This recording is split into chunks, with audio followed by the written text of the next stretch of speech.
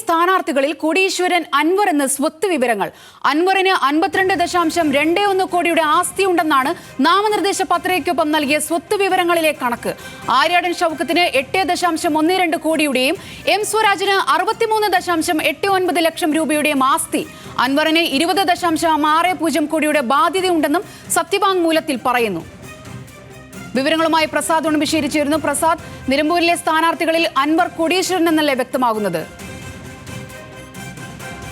സ്ഥാനാർത്ഥികൾ നൽകിയിട്ടുള്ള സത്യവാങ്മൂലത്തിലാണ് ഏറ്റവും കോടീശ്വരൻ അൻവർ തന്നെയാണ് എന്നുള്ളത് വ്യക്തമാകുന്നത്. കഴിഞ്ഞ ദിവസം അൻവർ നടത്തിയിട്ടുള്ള വാർത്താ സമ്മേളനത്തിൽ തെരഞ്ഞെടുപ്പ് ചെലവിന് കയ്യിൽ പണമില്ല എന്ന് പറഞ്ഞിരുന്നു.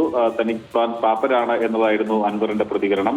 പക്ഷേ സ്ഥാനാർത്ഥിയായി നൽകിയിട്ടുള്ള ഈ സത്യവാങ്മൂലത്തിൽ സ്ഥാവര ജംഗമ വസ്തുക്കളിൽ 52.21 ലക്ഷം രൂപയുടെ ആസ്തിയാണ് PV അൻവറിനുള്ളത്. അതിൽ ജംഗമ വസ്തുക്കളിൽ 18.14 ലക്ഷം രൂപയുടെ ജംഗമ ആസ്തിയുണ്ട്. 2 ഭാര്യമാർക്കായി 1.06 ലക്ഷം രൂപയുടെ വിലമതിക്കുന്ന 150 പവൻ ആഭരണവും അൻവറിന്റെ സ്വത്ത് വിവരങ്ങളിൽ കാണിക്കുന്നുണ്ട്. രണ്ടാമത് അൻവർ കഴിഞ്ഞാൽ പിന്നെയുള്ള പണം കോടീശ്വരനായുള്ളത് ആര്യാടൻ ഷൗക്കത്താണ്. ആര്യാടൻ ഷൗക്കത്തിന്റെ കൈവശം സ്ഥാവര ജംഗമ വസ്തുക്കളായി 8.14 ലക്ഷം രൂപയുടെ സ്വത്ത് വിവരങ്ങളാണ് ഇതിൽ വെളിപ്പെടുത്തിയിട്ടുള്ളത്.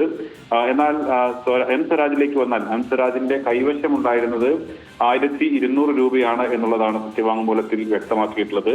എന്നാൽ മൊത്തം ആസ്തിയായി പറയുന്നത് 63,89,000 രൂപയാണ്.